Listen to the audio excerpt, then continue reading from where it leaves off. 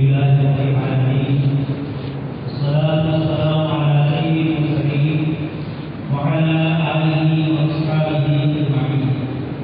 قال الله تبارك وتعالى في كلام المجيد والقرآن الحكيم: أعوذ بالله من الشيطان الرجيم. بسم الله الرحمن الرحيم. فلولا نفر من كل فرقة منهم طائفة ليتفقهوا في الدين ولينذروا قومهم إذا رجعوا إليهم لعلهم يحذرون. وقال تعالى: ولكن كونوا ربانيين بما كنتم تعلمون الكتاب وبما كنتم تدرسون. وقال النبي صلى الله عليه وسلم: إنما بعثت معلما. وقال النبي صلى الله عليه وسلم: بعثت لأتمم مكارم الأخلاق. صدق الله العظيم وصدق رسوله النبي الكريم ونحن على ذلك من الشاهدين والشاكرين والحمد لله رب العالمين. محترم ومكرم قابل التكريم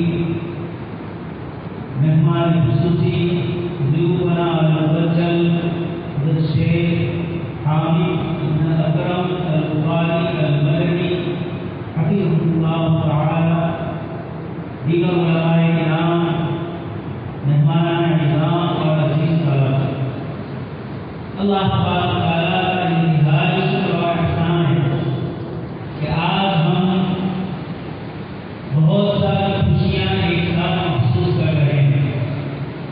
سب سے پہلے تو آج کے اس سالانہ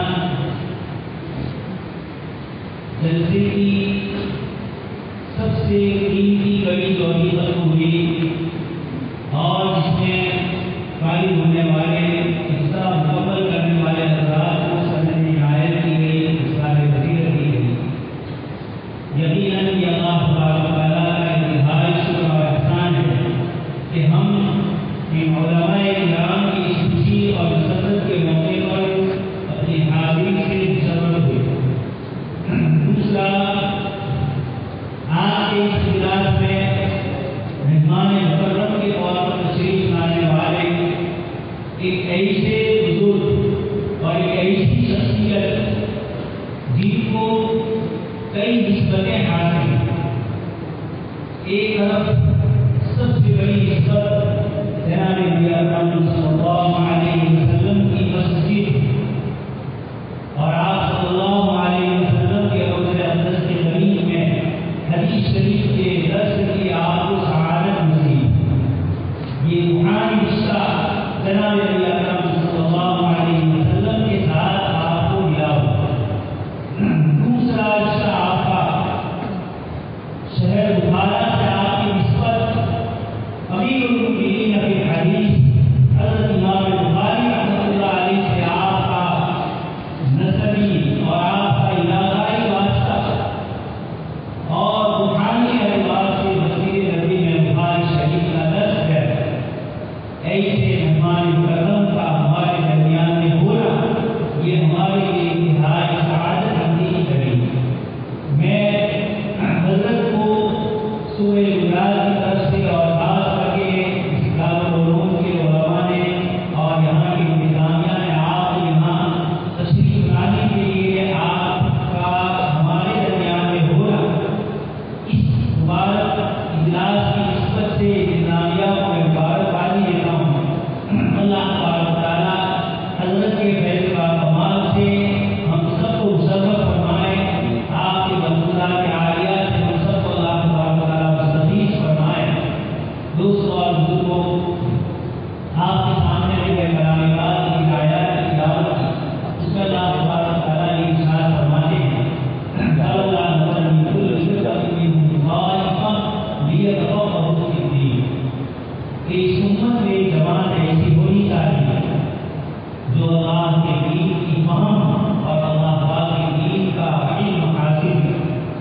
وَلِيُنذِرُوا قَوْمَهُمْ، اور جب وہ علم کو مکمل کر چکے اِذَا رَجَعُوا إِلَيْهِ، اپنی قوم کی طرف جائے تو اپنی قوم کو انذار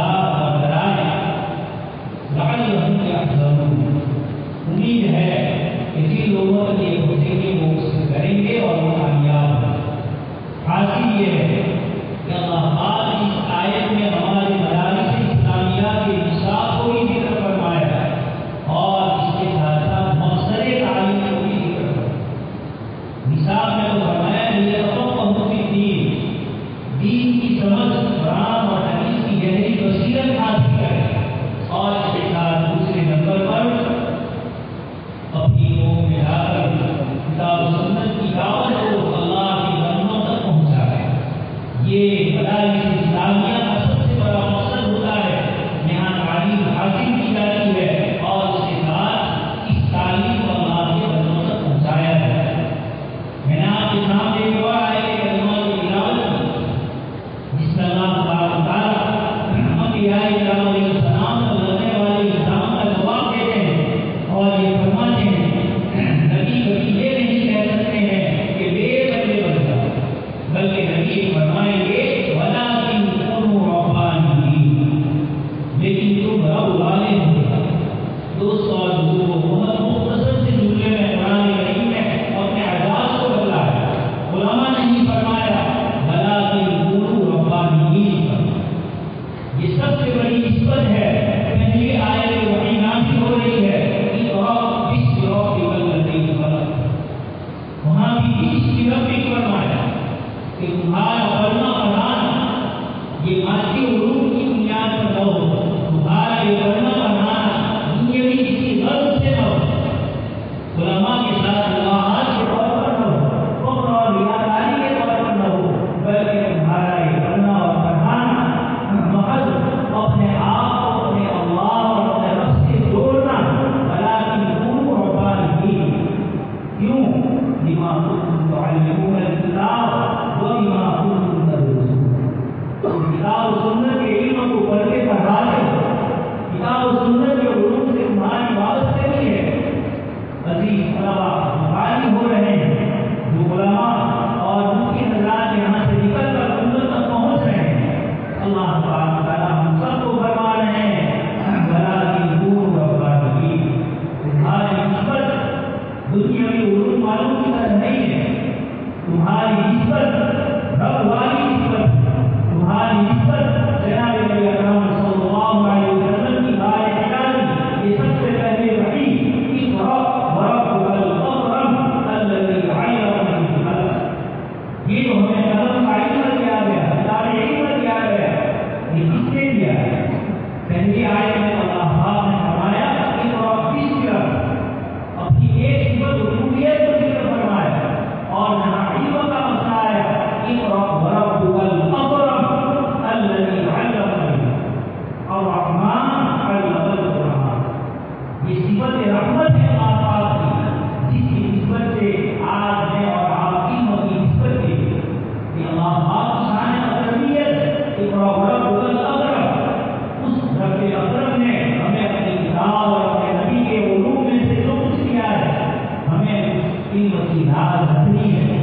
آج سے ہمارے سر پر یہ جو امامہ ہے، یہ امامہ کسی دنیاوی پدری والا، دنیاوی کسی سند اور سرٹیفکیٹ کا نہیں ہے، یہ جناب محمد رسول اللہ صلی اللہ علیہ وسلم کی وہ امانت اللہ بلغ، آپ نے صحابہ کرام کے بندے کے سامنے فرمایا تھا کہ امانت آج ہمارے سر کے اوپر لگا ہے، اور بقول استاد محترم حضرت مولانا سید ابرار احمد دنیوی رحمۃ اللہ علیہ کہ اس سے تمہارے کان بند کر دیے گئے، یہ پہلی اور یہ حضرت نے تمہارے کانوں کو بند کر دیا، یہ سارے وہ علوم جو باہر کے ہیں، دنیاوی ٹیکنالوجی اور دنیا کی مادیت جو علوم ہے، اس سے تو تم کو ہم نے بند کر دیا، اور کتاب اور سنت کا بارش علم یہ تمہیں دیا گیا، اس سے تمہاری نسبت جب اتنی عظیم ہے تو تمہیں انہی علوم کے ساتھ اپنے آپ کو رکھنا۔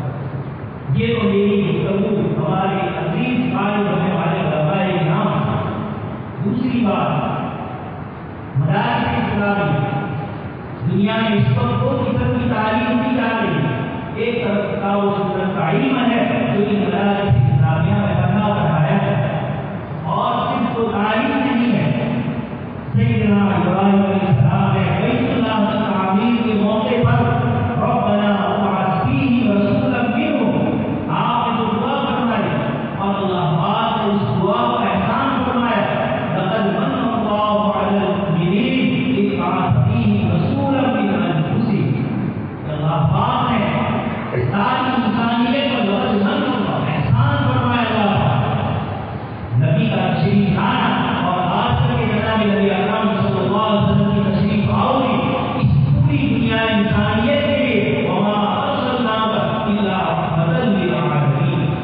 یہ جناب نبی اکرم صلی اللہ علیہ وسلم کی تشریف آوری سے دنیا پر اللہ پاک نے علم کو عام فرمایا.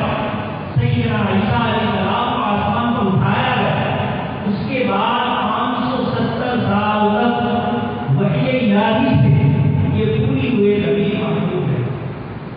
اور اللہ تبارک و تعالیٰ نے وَكُنْتُمْ عَلَىٰ شَفَا حُفْرَةٍ مِّنَ النَّارِ فَأَنْقَذَكُم مِّنْهَا وَاذْكُرُوا إِذْ كُنتُمْ أَعْدَاءً فَأَلَّفَ بَيْنَ قُلُوبِكُمْ. جناب نبی اکرم صلی اللہ علیہ وسلم کو 600 سال کے بعد انسانیت کے لیے اللہ پاک بھیج رہے ہیں آخری نبی بنا کر. اور اس موقع پر اللہ تبارک و تعالیٰ فرماتے ہیں کہ ہم نے ایسے رسول بھیجے جو دنیا کے انسانوں کو ایک حدیث شریف میں آپ صلی اللہ علیہ وسلم نے فرمایا کہ تم لوگ جس طرح پروانے سما کے ارد گرتے ہیں اور ڈر جاتے ہیں تم لوگ جہنم کے کنارے پر گرے ہوئے ہیں. اور اللہ پاک نے میرے نبی سے بتایا. اللہ پاک نے ہر مدد میں قرآن میں جو فرمایا حدیث شریف میں آپ صلی اللہ علیہ وسلم نے اسی کو فرمایا. یہ ہے آپ صلی اللہ علیہ وسلم کی بات کا مقصد انسانوں میں سنے تھے. ہمارے عزیز طالب علم نے حدیث میں جو فرمایا کہ اللہ کے رسول صلی اللہ علیہ وسلم کی تشریف آوری سے پہلے دنیا میں کوئی اپنے آپ کو بڑا سمجھ رہا تھا. اسی ہندوستان میں کسی نے اپنے آپ کو بھگوان کے منہ سے پیدا ہونے والا بتایا, کسی کو بھگوان کے پیر سے پیدا ہونے والا بتایا. یوروپ والوں نے اپنے آپ کو بڑا سمجھا تھا, عربوں نے اپنے آپ کو عرب سمجھا تھا اور دوسروں کو اجمی یعنی گونگا سمجھا. آپ صلی اللہ علیہ وسلم تشریف لائے اور آپ نے فرمایا ایھا الناس ان ربکم واحد وان اباکم واحد. اے لوگوں تم سب کا رب بھی ایک ہے اور تم سب کا باپ بھی ایک ہے. دوست اور بزرگوں, یہ سب سے بڑی بنیاد ہے دنیا میں علم کو عام کرنے کی. جناب نبی اکرم صلی اللہ علیہ وسلم کی تشریف آوری سے پہلے دنیا میں جو علم تھا, جو چیزیں سکھلائی جاتی تھیں وہ مخصوص طبقوں کے اندر ہے. اس ملک میں مذہبی کتاب کو برہمن کے علاوہ کوئی بن نہیں سکتا. یہودیوں کے یہاں مذہبی کتاب مذہبی پیشوا کے علاوہ کوئی بن نہیں سکتا. عیسائیوں کے یہاں پوپ کے علاوہ کوئی بائبل کو انجیل کو بن نہیں سکتا. جناب نبی اکرم صلی اللہ علیہ وسلم تشریف لائے اور آپ کے ذریعے اللہ پاک نے علم کو عام فرمایا. صفحہ میں آنے والے سلمان فارس کے, سہیل روم کے ہیں, ابو ہریرہ قبیلے دوست سے آ رہے ہیں. کہاں کہاں سے لوگ جناب نبی اکرم صلی اللہ علیہ وسلم کی خدمت میں مسجد نبوی میں تشریف لا رہے ہیں اور علم کو حاصل دنیا میں بتایا کہ یہ علم اللہ پاک کی صفت, یہ علم اللہ پاک کی طرف سے انسانوں کی ہدایت کے لیے اللہ پاک نے انبیاء کرام علیہ السلام کے ذریعے بھیجا ہے. اس کے علم کے اندر کوئی عرب اور عجم کی, کوئی کالے اور گورے کی کوئی تفریق نہیں ہے. لا فضل لعربی علی عجمی الا بالتقوى ان اکرمکم عند اللہ اتقاکم. تقویٰ اور پرہیزگاری کی بنیاد پر ہی تم سب کو اللہ پاک کے یہاں بزرگی اور افضلیت حاصل. یہ جناب نبی اکرم صلی اللہ علیہ وسلم کا لایا ہوا علم, ایک طرف آپ صلی اللہ علیہ وسلم کی یہ تعلیمات دنیا میں پہنچی, صحابہ کرام نے اس علم کو اللہ کے بندوں تک پہنچایا.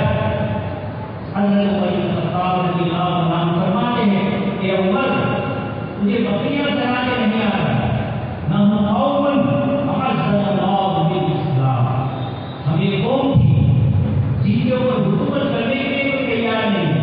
رستم نے حضرت علی نام رضی اللہ عنہ کو یہی پوچھا کہ کل تک تمہارا کے کھانا بلوچ جن کے اوپر حکومت کرنے کو لوگ بھائی سمجھتے تھے, آج تم کہہ کیا اتنا شاندار جواب دیا, اللہ تعالیٰ ہم نہیں آئے ہیں, اللہ نے لنخرج من شاء من عبادة الأوثان إلى عبادة الله. بندوں کی غلامی سے نکال کر ایک اللہ کی غلامی میں شامل کرنے کے لیے آئے. ومن ذوق الأديان إلى عبادة الإسلام. دنیا میں ظلم اور زیادتی ہو رہی ہے. اللہ پاک نے فرمایا يحل لهم الطيبات ويحرم عليهم الخبائث ويضع عنهم إصرهم والأغلال التي كانت عليهم. آپ اللہ کی تشریف آؤ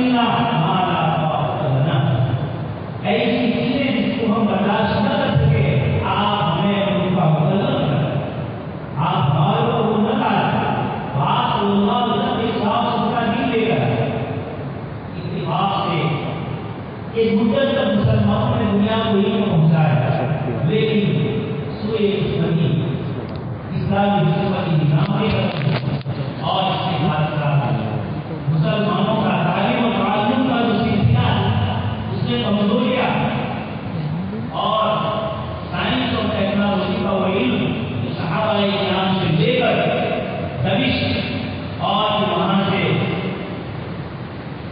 کوفہ پہنچا، بغداد پہنچا، پھر وہاں سے کورڈوبا اور غرناطہ پہنچا، اس طریقے سے پورے عالم اسلام اور پوری دنیا میں یوروپ ہے اس سائنس اور ٹیکنالوجی کا علم مسلمانوں نے پہنچایا، جب تک مسلمانوں کے پاس تھا یہ صحیح سلامت تھا، لیکن بدقسمتی سے ہم تھوڑے سے پیچھے رہے، اس کے لیے ایک لمبی راستہ اور اس کے مقابلے میں دنیا کی کچھ قومیں آگے بڑھنے میں سوئے اتفاق بدقسمتی کہ یوروپ میں جب ایک سائنس اور ٹیکنالوجی کا علم پہنچ رہا ہے، لیکن وہاں کا مذہبی طبقہ پوپ اور چرچ جنہوں نے سیدنا عیسیٰ علیہ السلام کی تعلیم کو بگاڑ دیا اور قرآن مجید میں جس چیز کو فرمایا کہ تم ایک اللہ کے علاوہ کسی اور کی عبادت کرو، سیدنا عیسیٰ علیہ السلام قرآن مجید کا معجزہ ہے، آپ کی پیدائش ہو رہی ہے اور سب سے پہلا جملہ آپ کی زبان سے نکل رہا ہے اور انی عبد، میں اللہ کا بندہ ہوں، ساری صلاحیت میں تین میں سے تیسرا، لیکن ساری دنیا نے حضرت عیسیٰ علیہ السلام کو خدا کا بیٹا کہا، کچھ چیزوں میں عیسائیوں نے پادریوں نے مذہبی اعتبار سے کچھ چیزوں کو لازم کر اسلام اور مسلمانوں کی طرف سے دنیا میں جو سائنس اور ٹیکنالوجی کا علم پہنچ رہا ہے، اب کچھ چیزیں ایسی تھی کہ عیسائی مذہب کے خلاف، تو ان لوگوں نے جو نئے نئے سائنس کی دنیا میں داخل ہونے والے عیسائی سائنسسٹ تھے ان پر ظلم اور تشدد کیا اور ایسا ظلم اور ایسا تشدد کیا 32,000 لوگ زندہ جلا گیلیلیو جو سائنس کی دنیا میں سب سے مشہور ہے، اس کو اس نے دیکھ کر معافی مانگ لی، اس طریقے سے سائنس دانوں کا ظلم و تشدد کا ایک مرحلہ شروع ہوا، لیکن سائنس کا علم کسی اور ایسے ہی سنوریم آیاتنا بالآفاق وفی انفسہم حتی یتبین لہم انہ الحق، اللہ پاک فرماتے ہیں ہم آفاق اور انفس میں اوپر کی دنیا میں اور انسانی دنیا میں تمہارے اپنی دانوں میں ایسی ایسی نشانیاں پیش کریں گے کہ دنیا یہ یقین کر لے گی کہ قرآن کریم اور دین اسلام یہ سچا اور حق مذہب ہے۔ دوست اور بزرگوں یہ سلسلہ شروع ہو، لیکن سائنس دانوں کے لیے سب سے بڑی رکاوٹ عیسائی ہے، اس کے نتیجے میں انہوں نے یہ سمجھا کہ مذہب کی سائنس کے لیے رکاوٹ، اس لیے ان لوگوں نے مذہب کی مخالفت کی، لیکن ان کو یہ فرصت نہیں ملی، بغور حضرت مولانا کے اسلام حضرت مولانا سید ابوالحسن علی الندوی رحمۃ اللہ علیہ فرماتے ہیں کہ ان سائنس دانوں کو غور فکر کرنا تھا کہ یہ جو مذہبی تشدد آ رہا ہے یہ کن کی طرف سے آ رہا ہے، دنیا میں دوسرا ایک بڑا مذہب اسلام ہے اور جو ہمارے اساتذہ ہیں ان مسلمانوں کے پاس کیا تصور ہے سائنس کا، کیا تصور ہے اس کی فرصت نہیں ملی اور ریئیکشن میں انہوں نے اسلام کو بھی ایک مذہب سمجھ کر اس کو بھی رد کر اور دنیا میں ایک نیا نظام شروع ہوا، نعوذ باللہ اس کائنات کا کوئی پیدا کرنے والا نہیں ہے، اس دنیا میں مادیت اور الحاد کی بنیاد کے اوپر چند سائنسدان کھڑے تھے، اسی آئزیک نیوٹن، چارلس ڈارون، فرائیمین، کارل مارکس، اس طریقے کے مختلف قسم کے ماہر یہ لوگ آئے اور انہوں نے یہ بتایا کہ دنیا میں سوائے اس مادی دنیا میں اور کوئی دنیا ہے۔ دوست اور بزرگوں، مدارس اسلامیہ کو آپ تب سمجھیں گے جب آپ کے سامنے یوروپ کی اس وقت جو ہماری اسکول اور کالج اور یونیورسٹیوں میں جو نصاب اور جو نظام پڑھایا جا رہا ہے یہ آپ کو اس وقت سمجھ میں آئے گا جب پوری اسلامی تعلیم کے ساتھ یوروپ کی تعلیم کام ہوئی اور اس موقع پر ان مدارس اسلامیہ کی قدر آپ کے دل میں ہوگی کہ دنیا کے اندر یہی ایک وہ جگہ ہے جہاں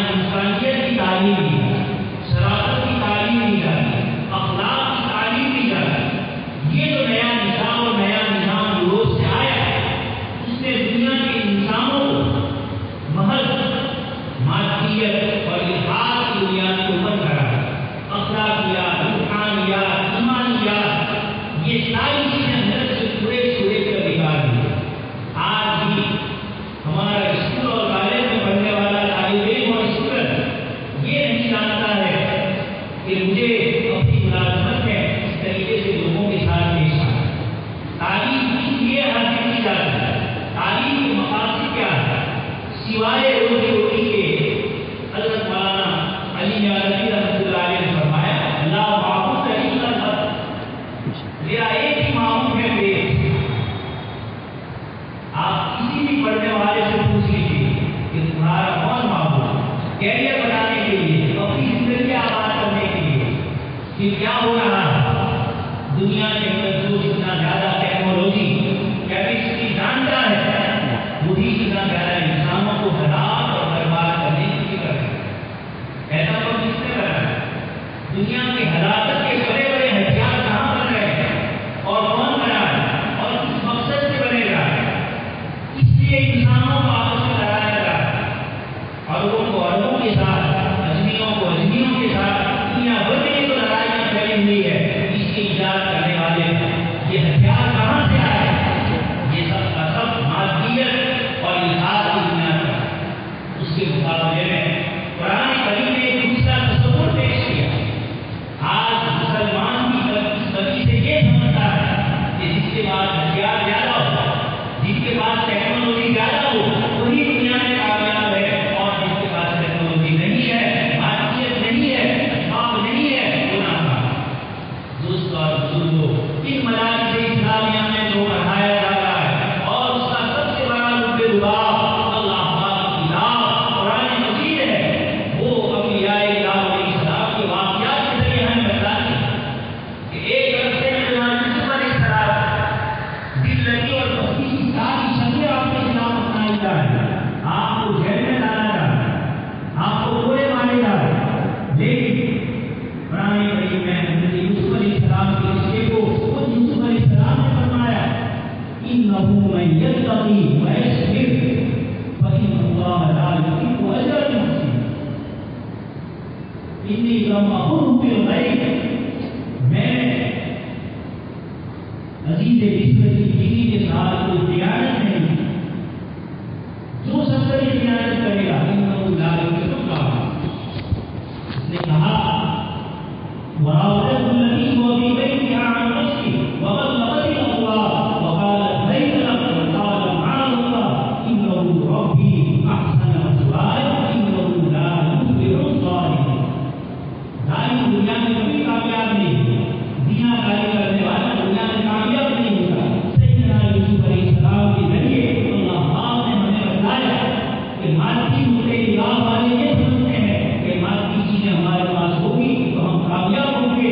اللہ پاک نے اصحاب کہف کو 309 سال تک بار میں سلایا تھا، اور بدر شمس کا تجاوزا مہدی لا یمین و اذا غربت وقتهم لا شمال شمسی وجهه نیل۔ سورج کے نظام کو اللہ پاک نے اپنے بندوں کے لیے تعمیر کیا، ایک دو دن نہیں بلکہ 309 سال تک اصحاب کہف کو اللہ پاک نے سلایا اور وہ اپنی قربتیں بدل رہے ہیں۔ اللہ پاک نے کتے کو بعض کو نگاہی کی، کتا سوفے کے اوپر ایک اسباب کے وجہ سے رکھا، لیکن سب کی اسباب اس نے نگرانی کی، اور بادشاہ وقت کی ساری حکومتوں کے باوجود اللہ پاک نے اصحاب کہف کو کامیاب کیا۔ سیدنا یوسف علیہ السلام آپ نے عزت اور پاک دامنی کو، عزت اور شرم و حیا کو، ہمارے قائدین میں اردو میں اس پر تقریب کرنا، شرم و حیا، پاک دامنی، جناب نبی اکرم صلی اللہ علیہ وسلم نے ارشاد فرمایا میں یجمعونی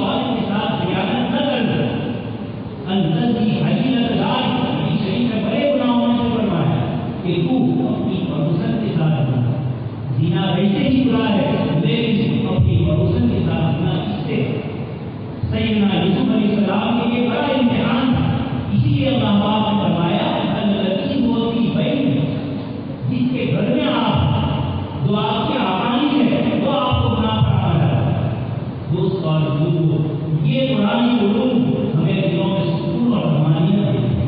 یہ بتاتے ہیں کہ اچھے اخلاق، اچھے کردار انسانوں کو دنیا میں بھی کامیاب کرتے ہیں اور آخرت میں بھی کامیاب کرتے ہیں. سیدنا ابراہیم علیہ السلام، اللہ پاک نے حضرت ابراہیم علیہ السلام کو امتحان میں آزمایا، لیکن ابراہیم علیہ السلام نے ساری امتحان میں اپنے آپ کو کامیاب کیا.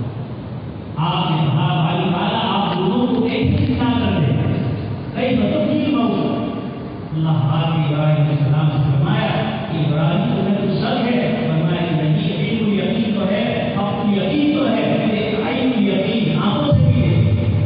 اللہ پاک نے فرمایا چار عقیدوں کو لیجیے، ان کو ذبح کر لیجیے اور ذبح کر کے سب کو ایک دوسرے میں ملائیے، اور ملانے کے بعد ان کے ٹکڑے چار پہاڑوں پر الگ الگ جگہ پر اور پھر ان کو بلائیے. وہ آپ کی طرف غور نہیں ہوا ہے. آج کی سائنس اور ٹیکنالوجی نکال رہی ہے، ایک چیز مر گئی، اس کے اعلیٰ الگ الگ ہو گئے اور ایک چیز نکال دیا جائے گا.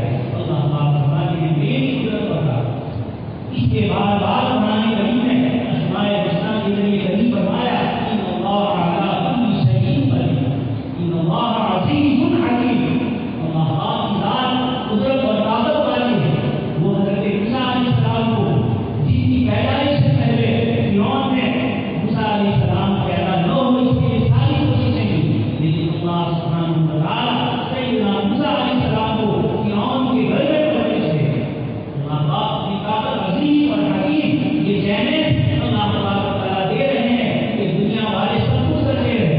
حضرت موسیٰ علیہ السلام کی پیدائش سے پہلے بھی بنی اسرائیل کو قتل کیا گیا اور بعد میں بھی قتل کیا گیا، لیکن اللہ پاک نے موسیٰ علیہ السلام کی والدہ کو فرمایا آپ ان کو دریا میں ڈال دیجیے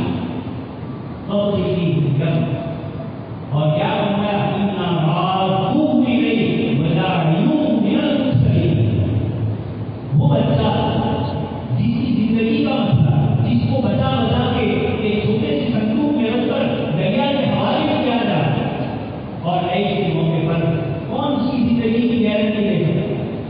وہی خالق و مالک دے سکتا ہے، وہی حافظ محیط اور وہی عزیز دے سکتا ہے. اللہ پاک نے فرمایا اِنَّا رَادُوهُ إِلَيْكَ، بلکہ لوٹاؤ مت، بلا تخافی ولا تحزنی اِنَّا رَادُوهُ إِلَيْكَ.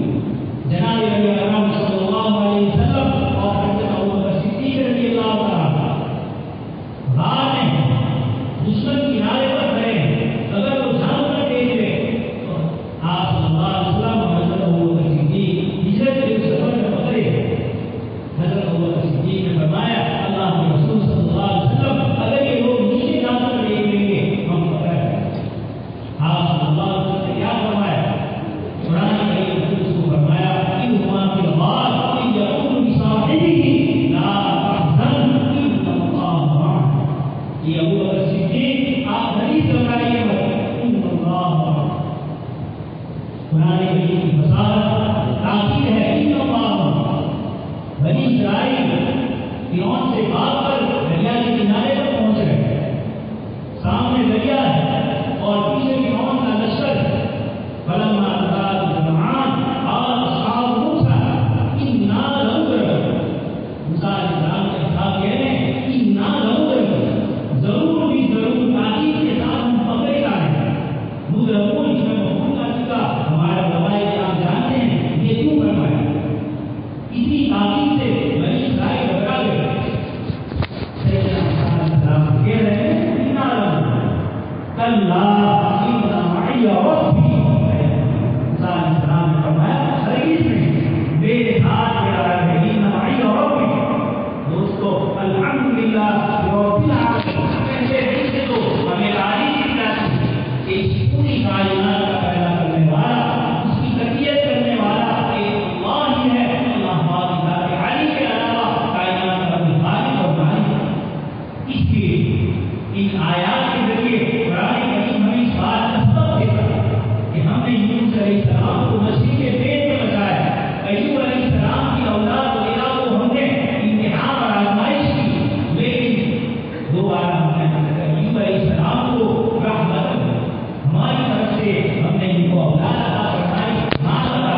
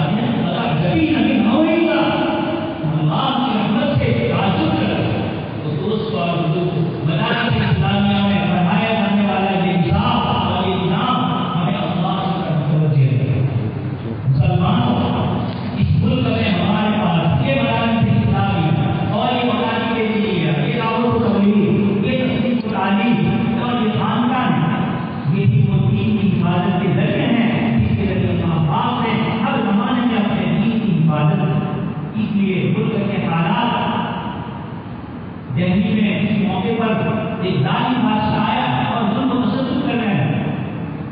اسی بزرگ کے پاس جا کر لوگوں نے کہا کہ ناقی صاحب نے بہت ظلم و تباہی مچائی ہے. تو کیا فرمایا؟ شام رہے اعمال ماں وصول رہے ناقی صاحب. ہمارے لیے اعمال میں ناقی صاحب کی صدر اختیار ہے. اس لیے اس وقت امت مسلمہ کو ضرورت ہے اپنے اخلاق کو اپنے اعمال کو درست کریں. اچھے اخلاق سے بڑھ کر بخاری شریف میں امام بخاری رحمۃ اللہ علیہ نے ونروا الموازین القسط لیوم القیامہ آپ کے حدیث شریف کو ذکر فرمایا. اس میں حدیث شریف میں ذکر فرمایا گیا قیامت کے دن وزن اعمال میں سب سے زیادہ اگر کسی چیز کا وزن ہوگا تو وہ اچھے اخلاق اس میں اخلاق. اس لیے دوست کو ضرورت ہے جناب نبی اکرم صلی اللہ علیہ وسلم پر پہلی وحی نازل ہو رہی.